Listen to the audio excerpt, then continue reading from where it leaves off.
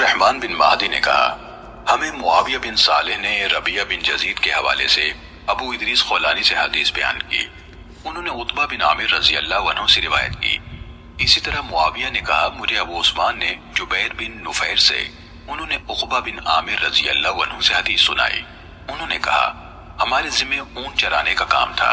میری باری آئی تو میں شام کے وقت ان کو چرا کر واپس لایا تو میں نے رسول اللہ صلی اللہ علیہ وسلم کو دیکھا. آپ کھڑے ہو کر لوگوں کو کچھ ارشاد فرما رہے تھے. مجھے آپ کی یہ بات سننے کو ملی، جو بھی مسلمان وضو کرتا ہے اور وہ اچھی طرح وضو کرتا ہے پھر کھڑے ہو کر پوری یکسوئی اور توجہ کے ساتھ 2 رکعت نماز پڑھتا ہے تو اس کے لیے جنت واجب ہو جاتی ہے. میں نے کہا کیا خوب بات ہے یہ. تو میرے سامنے ایک کہنے والا کہنے لگا اس سے پہلی والی بات اس سے بھی زیادہ عمدہ ہے. میں نے دیکھا تو وہ عمر رضی اللہ عنہ تھے. انہوں نے کہا میں نے دیکھا ہے تم ابھی آئے ہو. آپ صلی اللہ علیہ وسلم نے اس سے پہلے فرمایا تھا تم میں سے جو شخص بھی وضو کرے اور اپنے وضو کو پورا کرے یا خوب اچھی طرح وضو کرے پھر یہ کہے میں گواہی دیتا ہوں کہ اللہ کے سوا کوئی معبود نہیں اور محمد اس کے بندے اور اس کے رسول ہیں، تو اس کے لیے جنت کے 8 دروازے کھول دیے جاتے ہیں جس سے چاہے داخل ہو جائے. صحیح مسلم حدیث نمبر 553.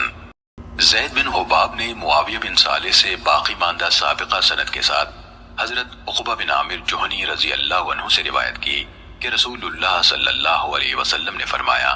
اس کے بعد پچھلی روایت کے الفاظ ہیں، البتہ انہوں نے اس طرح کہا جس نے وضو کیا اور کہا میں گواہی دیتا ہوں کہ اللہ کے سوا کوئی معبود نہیں، وہ اکیلا ہے، اس کا کوئی شریک نہیں، اور میں گواہی دیتا ہوں کہ محمد صلی اللہ علیہ وسلم اس کے بندے اور اس کے رسول ہیں. صحیح مسلم حدیث نمبر 554. خالد بن عبداللہ نے عمر بن یحییٰ بن عمارہ سے، انہوں نے اپنے والد یحییٰ بن عمارہ سے، انہوں نے حضرت عبداللہ بن زید بن عاصم انصاری رضی اللہ عنہ سے روایت کی. انہیں شرف صحبت حاصل تھا.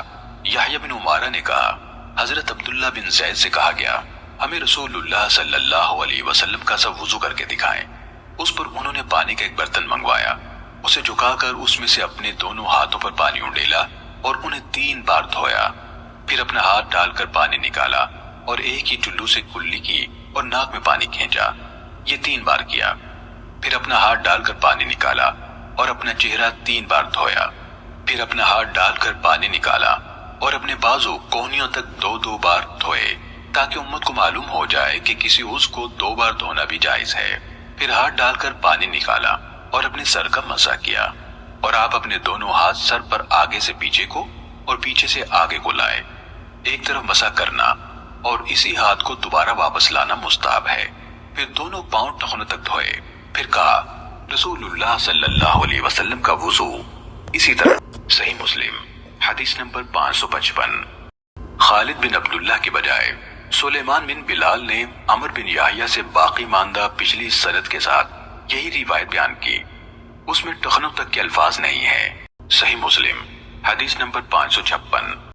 مالک بن انس نے عمر بن یحییٰ کی سند سے یہی روایت بیان کی اور کہا انہوں نے 3 بار کلی کی اور ناک جھاڑی. انہوں نے ایک ہی چلو سے کے الفاظ ذکر نہیں کیے.